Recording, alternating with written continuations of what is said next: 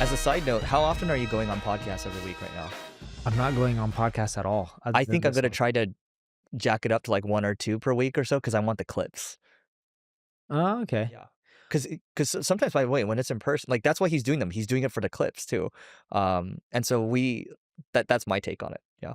What I found that's easier is I go to a studio, I record for an hour to 2 hours, and I have enough content for if I record for 2 hours, I usually have enough content for 2 weeks. Clips. That's like 1 per day. So 14, you're recording Long 14. form and short. How many short forms are you getting out per day? 1. So yeah, you're doing 14 in that session. Yeah. That's a lot. Yeah. And 2 long form, but I don't do the short form. I just do the long form, and they take the short form from the long. Got it. But the script is planned for short forms to be taken out.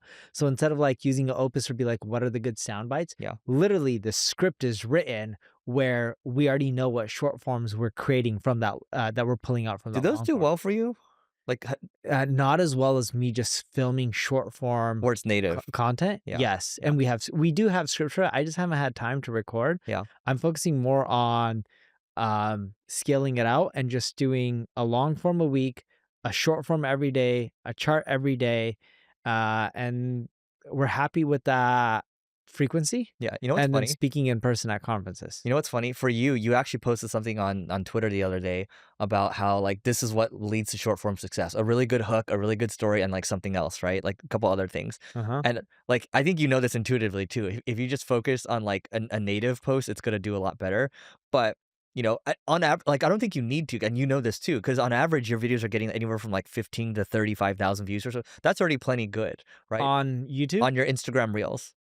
Yeah, we more so like focus on YouTube because Yeah. we see more qualified leads from That's what I'm saying. YouTube than Instagram. I don't think Instagram Reels drive a lot of leads anyway, so there's no need. Yeah. Like it's just air coverage. That's the phrase that's used. Bingo. Yeah. You're right. We look at it as like air coverage and we need to be on there, but It's funny. Our ratio, like usually whatever reel I publish is like 1 to 2,000 views on average. And so it's like a follow. I do think Instagram does look at followers a little bit. Because you have 629,000. I have like 100,000. yeah, it could be.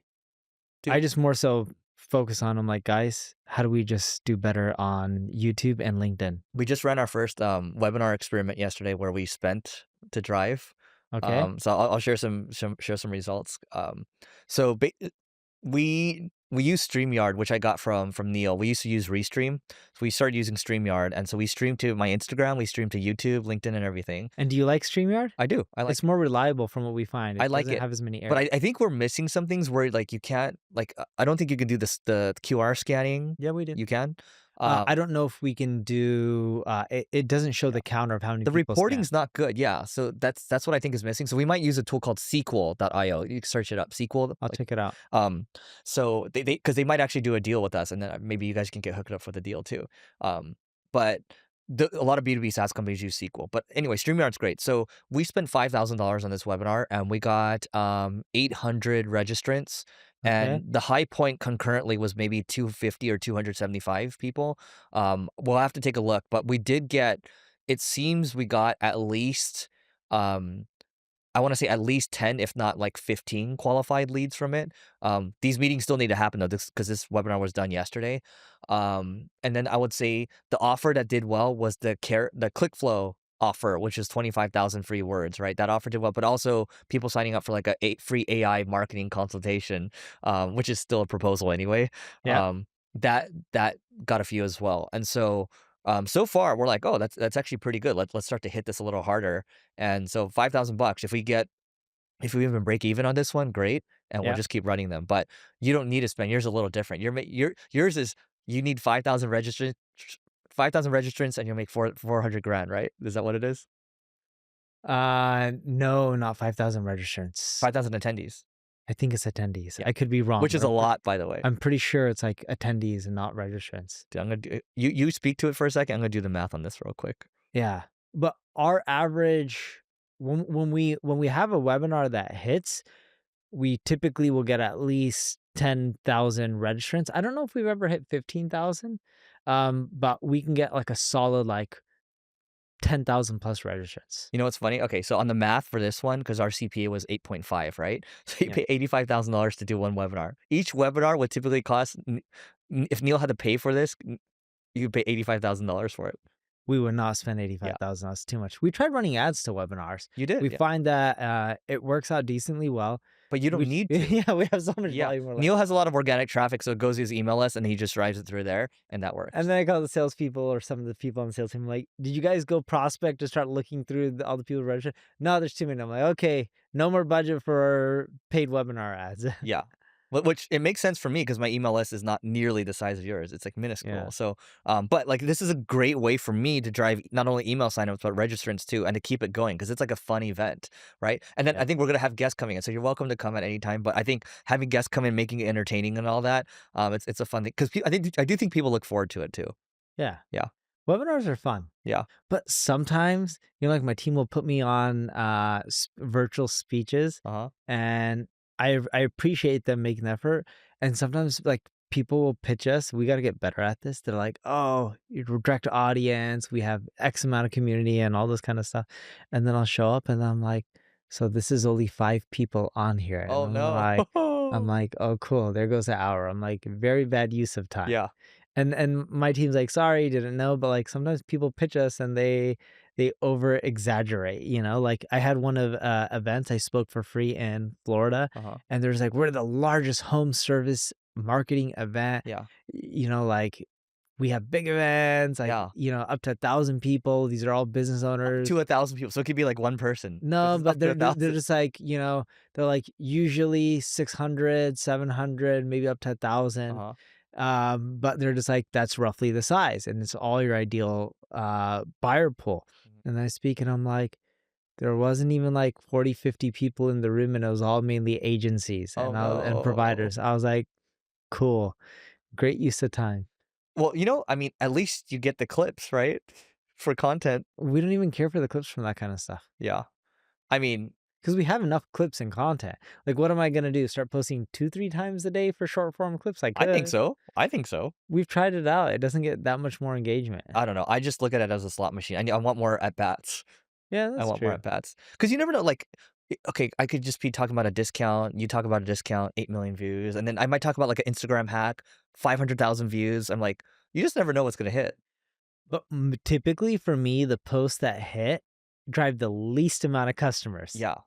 But remember I told you I was at this YPO dinner and then 4 people came up to me and said they saw a video, and I was at a conference and 3 people said they saw like a short form video. But did any of them purchase from you? Absolutely not. Yeah, exactly. But sometimes I'm just saying in that big pool, you might get some of the right people. And sometimes I'll say my cousins at a family event, they're like, "Oh, I saw your video." I was like, "Oh, that sounds good. Makes me feel good." Um, But no revenue. no revenue. No revenue. And this is why you went from doing content that makes you feel good Yep. to content that Yep. produces a I'm like, ROI. I don't need the views anymore. Let's talk about this real quick. Go ahead. No, no, but let's go back. Yeah. Your webinar, Mhm. you paid for it Yeah. to get people on there. Yeah. Generated you revenue? I think it's gonna generate revenue. Yeah. Okay. Yeah. Will people come up to you and be like, I saw you on this amazing webinar? No. Exactly. Yeah, exactly. What one would you rather have? I'd rather have the revenue. Like, it's Exactly. cool. Here's the problem with most marketing agencies. They don't understand what is happening with the world of AI. With my agency, Single Grain, we think about agentic workflows. We think about creating agents for the future. When we think about SEO, we think about creating different products, such as internal linking products or content consolidation products. And on the other side of things, we think about building products such as Care. We just think about making marketing easier overall. If you want to stay at the cutting edge of marketing and at the same time leverage the power of AI, go to singlegrain.com and we'll see you on the other side. This is what I want to talk about. I have a topic here and then we can move on to one of yours. But the question is, what level of fame is worth it, right? So, I would say you and I would say in the marketing niche, maybe I'm like, a B level star. You're an A level star. Okay, let's just call I it. don't know if I'm A-Lo. I would I think think that so. I'm You B. get noticed a lot, right? When I go to a conference or you go to a conference, we get noticed and people ask for pictures and things like that. Like it's nice. It's a nice dopamine hit to get noticed at a conference, right? And say hi. Like I'm very grateful for that, right? Now, but the question is, if you're super famous, you get noticed all the time. Like if you're like Logan Paul or something like that, it Yeah. starts to become a nuisance, right? So the question is, what level of fame is worth it?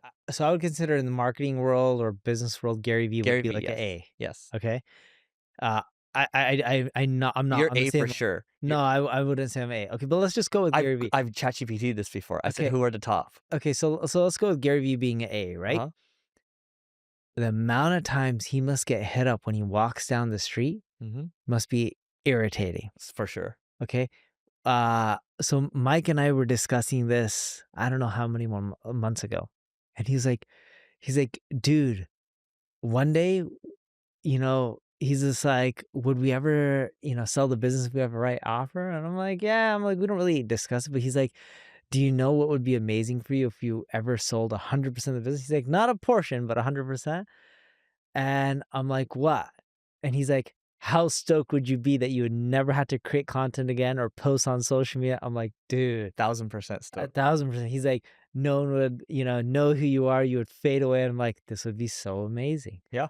And I would be ecstatic with that. You do get noticed on the street. Yes. Yeah. And so, and I would say at a conference, you get noticed more and then you get stopped. And then sometimes we talk about because we'd be walking and you start to get irritated over a period of time because it's too much, right?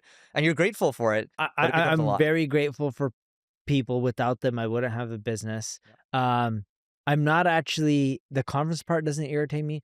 What irritates me, and I'm still really grateful, is like I take my kids to play place and get 2, 3 people hounding me and I appreciate them, but then my kids get pissed off that I'm distracted instead of me spending time with them. Mhm. That's for me, um, where it starts getting a little irritating. Conferences and stuff like that, I don't mind at all. When people want to ask questions, I'm happy to answer as many questions as possible. The only part where it gets irritating for me at a conference is if I have to be on stage at a specific time and I tell someone that and they still want to talk to me and I can't actually be late when I'm going on stage Yeah. and I had to tell them that, hey, I can answer after or whatever. And they're like, oh, no, no, no, this is really quick. That part, like, I get it. They want their feedback, but like, I also contractually cannot miss going on stage at the time that I'm Yeah. supposed to be there. Yeah. I see that. So I have to say no, and I feel like a prick, and then I'm like, "Man, I wish they would just some people would understand that I have to go on stage," but I'm like and I'll give them my phone number, email, I'm like, Mhm. gladly willing to get on the phone or whatnot, and I did that at, Web Summit. I was at Web Summit in Toronto, and I had to leave, not 'cause on stage, but I had to leave to go to the airport, right? And this guy was like, "Huge fan. I just have some questions." I'm like, "Dude, I hate to do this. I changed my flight right then and there to get an earlier flight because, some of my interviews, one of my interviews bailed on me. So I was like, wait, there's an earlier flight. Let me just switch everything up." And then, my team's like, "Oh, you're gonna have to go economy." I'm like, "Who gives a crap? I'm flying from Toronto to SF. It's Yeah. like a 2-hour flight." I'm Yeah. like, "I don't care if I'm in the middle seat. Just Yeah. get me there sooner Yeah. so I can hang out with my sister Yeah. Yeah. and my niece and nephew. I haven't seen them in a while, right?" I'm like, "Why wait 3 extra hours?" Yeah. And the guy really wanted to pick my brain, and I'm like, "What's your phone number?"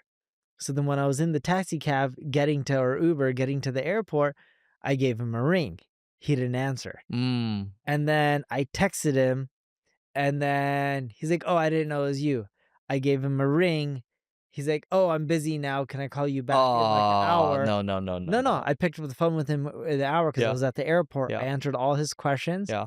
and then I gave him some action items on what he should do. And I told him, once you do it, follow up, and I'm give me next steps. Although he never followed up with me That's what I'm after taking saying. the The action items. way the way he should have jumped at the opportunity to take the call with you if he was such a big fan, and then it didn't No, seem but like he was serious about taking action. oh, yeah, he didn't take That's action. what I But I mean. told him, once you take action, Yeah. just give But me another call back. but going back to this, okay, so the level of fame, like, it's cool. You know what's cool? When I'm, like, like, getting on a plane and the guy at the gate recognize, "Oh, are you Eric Sue?" or whatever. Or maybe, like, I'm walking with Syed, because Syed flew over, we're at a coffee shop, and this guy's, like, this huge guy, right? He's like, "Sup, Eric?" And I'm like, "Hey." I didn't know what to say, right? But, like, that's fun, right, to get noticed, like, with your friends or whatever. Um, but I think for you, because I actually was talking to a friend yesterday or the day before, because you mentioned that your brand caps out at $10 million, right? Yeah. But so the argument is actually your brand probably does more than that. That's intangible, because the thing is when you go when people like are you're trying to recruit people. people know who Neil Patel is, right? It does help from a recruiting Or, standpoint. or it hurts Yeah. because some people hate me. Okay, but yeah, it's you Remember at the yeah. last event, someone said I murder people? Yeah, but okay, so you can be polarizing, but some people really love you, Yeah, some people might really hate you, right? You agree, yeah, right? So, but you've also said before that, okay, if it helps you recruit people, a lot of these people bring clients and they bring people with them too. So it's this thing that stacks, right? yeah. And then it also does help you, like, sure, some companies don't, but at least you get thrown into RFPs, right? So I do think from a No, measurable my standpoint, personal brand does not help us with RFPs. but it helps with recruiting. It helped in the early days. It doesn't help really at all So anymore. a lot of people that join don't know who you are. Uh, a lot of the people who join don't care who I am because they're executives and they're seasoned from other agencies. Yeah. Because in the world of AI, you need, as you know this, less grunt workers, more high-level talent.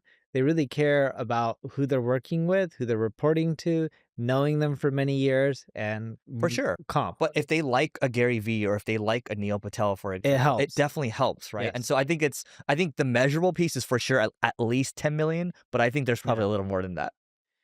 Uh, 10 million definitely measurable.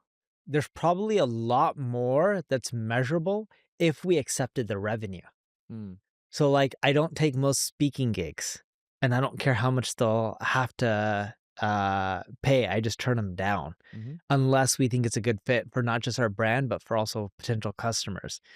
We also turn down brand promotion deals, like where I'll be evangelist for a company or take shares in a company or You still give do that? advice. No, I turn it Yeah, all down or like pay, yeah.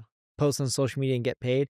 Don't care for it. So when you look at or like book deals, I turn down pretty much all people who hit me up for book I deals. think you have scar tissue from that. Yeah, I don't even respond to them. Yeah. And like I can go get like a $500,000 in advance, maybe more. It's But not worth it. You make way more from your business. But I do think my main point is at least $10 million is measurable, but I do think you have yeah. some intangibles that's a little bigger than 10 million. Yes, but I think where you and I are different on the branding side is I've been doing this longer for you. Than So, me. Yeah, yes. yeah. So then I've been used to for so many years of people saying hi, hello, and wanting pictures. Mhm. Where for you, you've been having this for years as well, but it's been getting bigger and bigger. Like I texted you the other day when I Yeah, was yeah, at yeah. that hotel in San Diego, Yeah. and the person's like, he's like, "You're Neil Patel, right?" And I'm like, "Yeah." He's just like, "I know you." He's like, "You're Eric's friend." I'm like, "I follow Eric and I've seen his ads Oh, and that's so content funny. everywhere." Yeah. And I was like, "Yeah." I'm like, "Eric and I are really close friends." Yeah, yeah. And he was like, "Cool." He's like, "Dude, I'm gonna pull up your car and just park it out front and just leave it here. I've learned so much from Eric. Yeah, Just that's want to show awesome. my appreciation." And I told you, I tipped him well. I was really stoked because Thank you I'm for like, tipping him. "Huh?" Thank you for tipping him. Yeah, Yeah. and I was stoked. I was like, "Cool." Yeah. And then I was like, because he's like, "Are you leaving now?" I'm like, "No, my kids are making some bracelet thing because they had like some activity." And he's like, "Dude, just leave everything here. I'll load the car. I'll just leave it out front. Take as long as you want." And I know if he didn't leave it out front, I would have to wait like extra 5, 10 minutes. And going from San Diego to LA around 1 o'clock, Yeah. you're gonna get traffic coming back. It would take you forever. Yeah, Yeah. and it was already our 2 hour car ride turned into a 3 hour car ride because of traffic. Was this the Odyssey? No, the, Bentley. Okay, got it. So, but he was just really nice. I tend to drive the Odyssey. It is my favorite car, Yeah. and it's really funny because I was at where was that place? I took my kids this week. They don't have school or summer school. Legoland? No, SeaWorld? well, that was in San Diego, but yesterday I took him to Century City. Oh, the mall. Yeah, Okay. so then I took my wife's car because my car doesn't have 2 car seats in there. Yeah. One of the car seats broke, so we're waiting for another one. Yeah. Hence we didn't take it to San Diego. So then going to Century City, the guy's like, "You got a really nice car." And I'm like, "No, no, no, no. They're like, this is my car. This is my wife's car." He's like, "If this is your wife's car, I can't imagine what your car is." He's like, "You got a Bugatti?" I have an Odyssey. And I'm like, "Guess again." So then he's like, "Ferrari?" I'm like, "Nope, Honda Odyssey." And he's just like, wise man. That's the And then I told my wife this story, and he's like, "You're making me look bad. He's gonna think that like I just spent all this money." And I'm like, "No." I'm like, "Well, if he assumes that, he assumes that." Because the only reason my wife has this car is because I got it for her. She can get it on her own as well. But the first Bentley I got her was a Christmas gift, and it stayed in the garage for 2 weeks before she even drove it. And the first thing she said is, "Why'd you get me a car? My existing car is only like 4 years old. It still works." Yeah. Yeah, you have a lot of cars. I don't know why you have a lot of No, cars. I only have 2 cars. You used to have a lot of I cars. have a lot of That cars. never, yeah. I've sold most of the cars And it at this wasn't even point. like you're a car person. But okay, but going back to this, as we talk through this level of fame thing real quick, well, I think my conclusion here is the level of fame is worth it if it helps you recruit amazing people. Yes. That's what ultimately every. By the way, as I've gone to the Bill Gates section of the $500 book that I was talking about, Bill Gates is like, we just got really lucky with people. Everything is about just people, Yeah, people and he had products. an amazing team. Amazing. And he's like, I just got like he's like when he's interviewed, he's already super like billionaire already in the mid-90s. He's like, I still work 12 to 15 hours a day, but without my people, I would be nothing. Yeah. Yeah.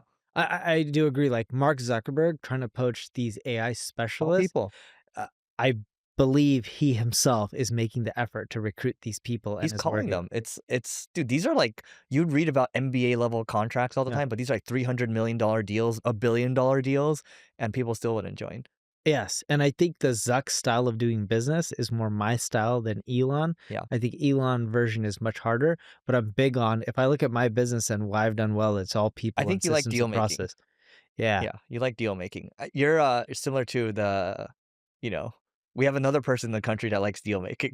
Yes. Yeah. I'm more if I had to pick my entrepreneur type, I'm more of a private equity guy Hmm. than a creator. Yeah. You're a deal maker, and who else likes doing deals? Are you talking about the president? Yes, the president likes doing deals, right? But that personality, I'm not saying you guys are the same people, but like Yes. they like pushing to get deals done, right? Versus I think Elon, I don't think that's in his personality. Like he likes like No. he's just like, I'm just gonna do it. So yeah. Anyway, that's it for today, guys, and we'll see you tomorrow.